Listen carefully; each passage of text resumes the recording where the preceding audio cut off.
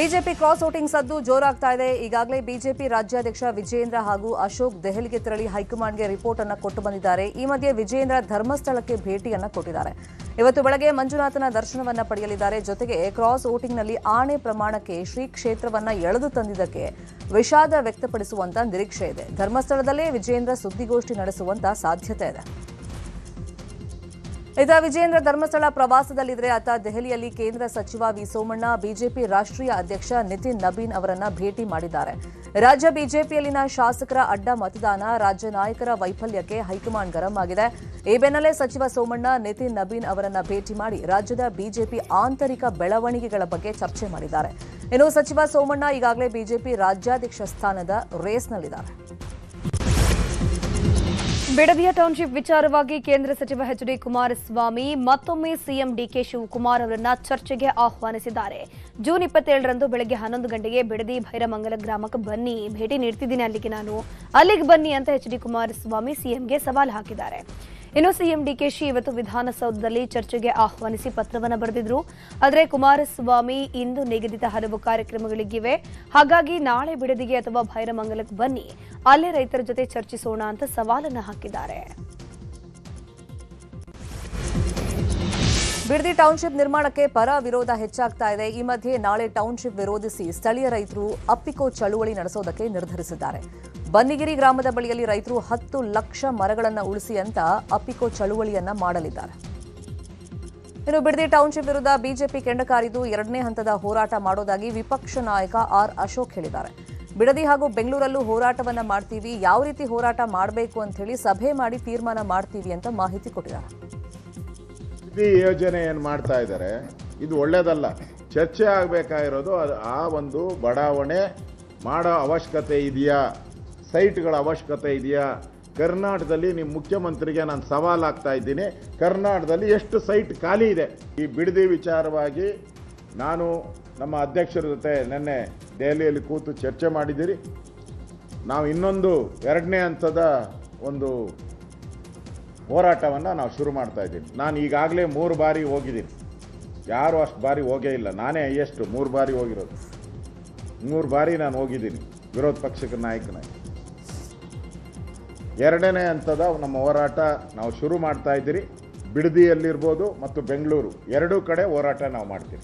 ಬಿಡದಿಯಲ್ಲೂ ಹೋರಾಟ ಮಾಡ್ತೀರಿ, ಬೆಂಗಳೂರಲ್ಲೂ ಹೋರಾಟ ಮಾಡ್ತೀವಿ. ಬಿಡದಿ ಜೆಡಿಎಸ್ ಶಾಸಕಾಂಗ ಪಕ್ಷದ ನಾಯಕ ಸುರೇಶ್ ಬಾಬು ಮಾತನಾಡಿ, ನೀವು ರೈತರಿಗೆ ಕೊಡುವಂತ ಹಣ ಎಷ್ಟು ದಿನ ಇರುತ್ತೆ, ಹೀಗಾಗಿ ಮನಸ್ಸು ಬದಲಿಸಿಕೊಂಡು ಯೋಜನೆ ಕೈ ಬಿಡಬೇಕು ಅಂತ ಹೇಳಿ ರೈತರಲ್ಲಿ ಮನವಿ ಮಾಡಿದ್ದಾರೆ. ಅಲ್ಲಿ ಸೌಜನ್ಯಕ್ಕೆ ಆದರೂ ಕೂಡ ರೈತರನ್ನ ಕರೆದು ಮಾತಾಡಿ, ಇವ್ರ ಅಧಿಕಾರಿಗಳಾಗ್ಬೋದು, ಇವ್ರ ಜನಪ್ರತಿನಿಧಿಗಳಾಗ್ಬೋದು, ಸರ್ಕಾರ ಆಗ್ಬೋದು, ಅವ್ರನ್ನ ಕರೆದು ಕೂತ್ಕೊಂಡು ಮಾತಾಡಿ, ಇಚ್ಛೆ ಇದ್ದವರು ಕೊಡಿ, ಇಲ್ಲದೆ ಇದ್ದರೆ ಯಾವ ರೀತಿ ಮಾಡಬೇಕು ಅನ್ನೋ ಆಲೋಚನೆ ಆಮೇಲೆ ಅವ್ರು ಮಾಡೋವಂಥ ಕೆಲಸ ಮಾಡಬೇಕಿತ್ತು. ಇಲ್ಲ ನಾನು ಮಾಡೇ ತೀರ್ತೀನಿ ಅಂತಕ್ಕಂಥ ಒಂದು ಹಠದ ಮನೋಭಾವಕ್ಕೆ ಇವ್ರು ಏನಾದ್ರು ಕಾಲಿಟ್ಟರೆ ಖಂಡಿತ ಅಲ್ಲಿ ಒಂದು ಕೆಟ್ಟ ಪರಿಣಾಮವನ್ನೇ ಇವರು ಎದುರಿಸಬೇಕಾಗ್ತದೆ. ನಿಮ್ಗೆ ಯಾಕೆ ಈ ಥರ ಹಠದ ಸ್ವಭಾವ? ರೈತರ ಮೇಲೆ ನಿಮ್ಗೆ ಏನಾದ್ರು ಕೋಪ ಇದೆಯಾ, ಇಲ್ಲ ಬೇರೆ ಏನಾದ್ರು ಉದ್ದೇಶಗಳಿದೆಯಾ? ಒಂದು ಅಧಿಕಾರ ನಡೆಸೋವಂಥವ್ರು ಜನಗಳ ಒಂದು ಹಿತಾಸಕ್ತಿನೂ ಕೂಡ ನೀವು ಗಮನಿಸಿ ನೀವು ತೀರ್ಮಾನಗಳು ತಗೋಬೇಕಾಗ್ತದೆ. ಅದು ನಿಮ್ಮಲ್ಲಿ ಕಾಣಲಿಕ್ಕೆ ಸಾಧ್ಯ ಆಗ್ತಿಲ್ಲ. ದಯಮಾಡಿ ನಿಮ್ಮಲ್ಲಿ ಇರ್ತಕ್ಕಂಥ ಮನಸ್ಸನ್ನು ಪರಿವರ್ತನೆ ಮಾಡಿಕೊಂಡು ಆ ಟೌನ್ಶಿಪ್ನ ಇವಾಗಲೇ ಕೈ ಬಿಟ್ಟರೆ ಸೂಕ್ತ ಅಂತಕ್ಕಂಥದ್ದು ನನ್ನ ಒಂದು ಒತ್ತಾಯ. ಬಿಡದಿ ಟೌನ್ಶಿಪ್ ವಿಚಾರಕ್ಕೆ ಸಂಬಂಧಪಟ್ಟಂತೆ ಚಿಕ್ಕಬಳ್ಳಾಪುರದಲ್ಲಿ ಮಾಜಿ ಸಚಿವ ಡಾಕ್ಟರ್ ಎಂಸಿ ಸುಧಾಕರ್ ಕೇಂದ್ರ ಸಚಿವ ಎಚ್.ಡಿ. ಕುಮಾರಸ್ವಾಮಿ ವಿರುದ್ಧ ವಾಗ್ದಾಳಿ ನಡೆಸಿದ್ದಾರೆ.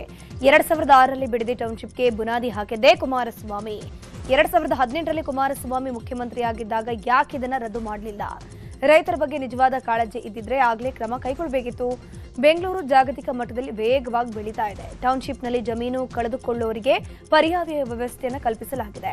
ಬಿಡದಿ ರೆಡ್ ಝೋನ್ ಆಗಿದ್ರೂ ಕುಮಾರಸ್ವಾಮಿ ಆದ್ದರಿಂದ ಮುಕ್ತಿಯನ್ನು ಕೊಡಿಸಲಿಲ್ಲ. ಮುಖ್ಯಮಂತ್ರಿ ಡಿಕೆ ಶಿವಕುಮಾರ್ ಸಂಪೂರ್ಣ ಚಿತ್ರಣವನ್ನ ಅಳೆದು ತೂಗಿ ನಿರ್ಧಾರ ಕೈಗೊಂಡಿದ್ದಾರೆ. ಆದರೆ ಡಿಕೆ ಶಿವಕುಮಾರ್ ಮುಖ್ಯಮಂತ್ರಿ ಆಗಿರುವುದನ್ನು ಸಹಿಸದ ಕುಮಾರಸ್ವಾಮಿ ರಾಜಕೀಯ ಲಾಭಕ್ಕಾಗಿ ರೈತರನ್ನ ಮುಂದೆ ಬಿಟ್ಟು ಹೋರಾಟವನ್ನ ಮಾಡುತ್ತಿದ್ದಾರೆ. ಅವರ ಈ ರಾಜಕೀಯ ಗಿಮಿಕ್ಗೆ ಜನ ಮನ್ನಣೆ ನೀಡಲ್ಲ ಅಂತ ಕಿಡಿಕಾರಿದರು. ಯಾರು ಇದಕ್ಕೆ ಬುನಾದಿ ಹಾಕಿದ್ದು?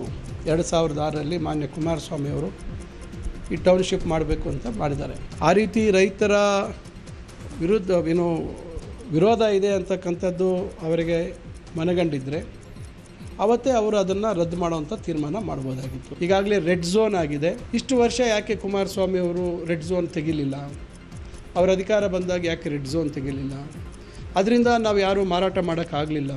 ಇದು ಕೇವಲ ರಾಜಕೀಯ ಪ್ರೇರಿತವಾಗಿ ಮಾನ್ಯ ಕುಮಾರಸ್ವಾಮಿ ಅವರು ಅವರ ಹಿಂದಿನ ಹೇಳಿಕೆಗಳನ್ನು ಮರೆತು, ಅವರ ಹಿಂದಿನ ನಿಲುವುಗಳನ್ನು ಮರೆತು ಇವತ್ತು ಏಕಾಏಕಿ ಮಾನ್ಯ ಶಿವಕುಮಾರ್ ಅವರು ಮುಖ್ಯಮಂತ್ರಿ ಆಗಿರ್ತಕ್ಕಂಥದ್ದನ್ನು ಕೂಡ ಅವರಿಗೆ ಸಹಿಸೋಕ್ಕಾಗ್ತಾಯಿಲ್ಲ.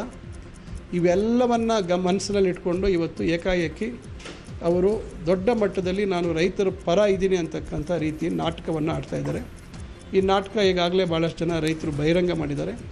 ಬಹುಶಃ ಕುಮಾರಸ್ವಾಮಿ ಅವರು ಇವತ್ತೊಂದು ಪ್ರಯತ್ನ ಮಾಡ್ತಾಯಿದ್ದಾರೆ ರಾಜಕೀಯವಾಗಿ ಲಾಭ ಪಡಿಬೇಕು ಅಂತ. ಖಂಡಿತ ಅದಕ್ಕೆ ಅವರಿಗೆ ಯಶಸ್ಸು ಸಿಗೋದಿಲ್ಲ ಅಂತಕ್ಕಂಥದ್ದು ನನ್ನ ಉದ್ದೇಶ ಇದೆ.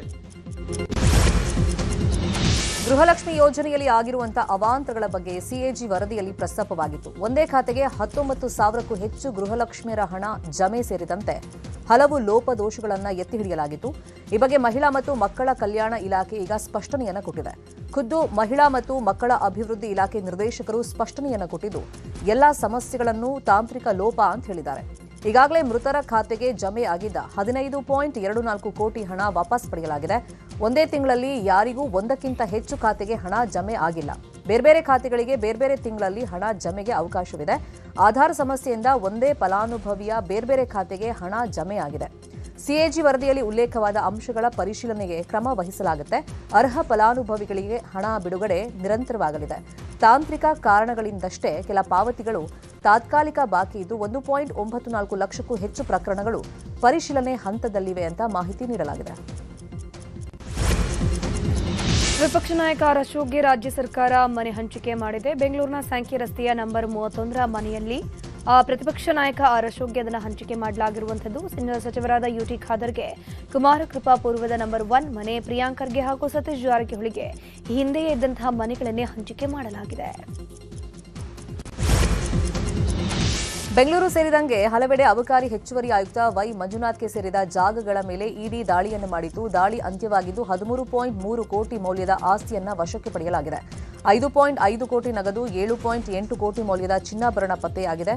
ಇನ್ನು 3.3 ಲಕ್ಷ ಮೌಲ್ಯದ ವಿದೇಶಿ ಕರೆನ್ಸಿ ಪತ್ತೆಯಾಗಿದ್ದು, ಕ್ಯಾಶ್ ಬುಕ್ ಹಾಗೆಯೇ ಆಸ್ತಿ ಪತ್ರಗಳನ್ನು ವಶಕ್ಕೆ ಪಡೆಯಲಾಗಿದೆ. ರಾಜ್ಯದಲ್ಲಿ ಖಾಲಿ ಹುದ್ದೆಗಳ ಭರ್ತಿಗೆ ರಾಜ್ಯ ಸರ್ಕಾರ ಇದೀಗ ಮುಂದಾಗಿದೆ. ವಿವಿಧ ಇಲಾಖೆಗಳ 72,186 ಹುದ್ದೆಗಳ ನೇಮಕಾತಿಗೆ ಸಿದ್ಧತೆಯನ್ನು ಮಾಡಿಕೊಳ್ಳುತ್ತಿದ್ದು, ನೇಮಕಾತಿಗಾಗಿ ಉನ್ನತ ಅಧಿಕಾರಿಗಳ ನೇಮಕಕ್ಕೆ ಆದೇಶವನ್ನು ಹೊರಡಿಸಿದೆ. 34 ಇಲಾಖೆಗಳ ನೇರ ನೇಮಕಾತಿ ತಯಾರಿಗೆ ಸೂಚನೆಯನ್ನು ಹೊರಡಿಸಿದೆ ಸರ್ಕಾರ. ಕಲ್ಯಾಣ ಕರ್ನಾಟಕ ಸ್ಥಳೀಯ ವೃಂದದ 32,117 ಖಾಲಿ ಹುದ್ದೆಗಳು ಮತ್ತು 34 ಇಲಾಖೆಗಳ ಅಪರ ಮುಖ್ಯ ಕಾರ್ಯದರ್ಶಿಗಳಿಗೆ ಜವಾಬ್ದಾರಿ ವಹಿಸಿ ಸರ್ಕಾರ ಆದೇಶಿಸಿದೆ. ಇನ್ನು 2023-24ನೇ ಸಾಲಿನಿಂದ ರಾಜ್ಯದಲ್ಲಿ 40,000 ಹುದ್ದೆಗಳು ನೇಮಕಾತಿ ಆಗದೆ ಖಾಲಿ ಉಳ್ಕೊಂಡಿದೆ. ಕೈಗಾರಿಕಾ ಸಚಿವ ಎಂಬಿ ಪಾಟೀಲ್ ವಿಜಯಪುರ ನಿವಾಸದಲ್ಲಿ ಸಾರ್ವಜನಿಕ ಸಂಪರ್ಕ ಸಭೆಯನ್ನು ನಡೆಸಿದರು. ವಿಜಯಪುರದ ಸೋಲಾಪುರ ರಸ್ತೆಯಲ್ಲಿರುವಂತಹ ನಿವಾಸದಲ್ಲಿ ಜಿಲ್ಲೆಯ ವಿವಿಧ ಭಾಗಗಳಿಂದ ಹಾಗೂ ಬಬಲೇಶ್ವರ ಕ್ಷೇತ್ರದ ನೂರಾರು ಜನ ಸಚಿವ ಎಂಬಿ ಪಾಟೀಲ್ರನ್ನ ಭೇಟಿಯಾಗಿ ಸಮಸ್ಯೆಯನ್ನು ತಿಳಿಸಿದರು. ಜನರ ಸಮಸ್ಯೆ ಪರಿಹರಿಸಲು ಸಂಬಂಧಪಟ್ಟ ಅಧಿಕಾರಿಗಳಿಗೆ ಸಚಿವ ಎಂಬಿ ಪಾಟೀಲ್ ಸೂಚನೆಯನ್ನು ಕೊಟ್ಟಿದ್ದಾರೆ.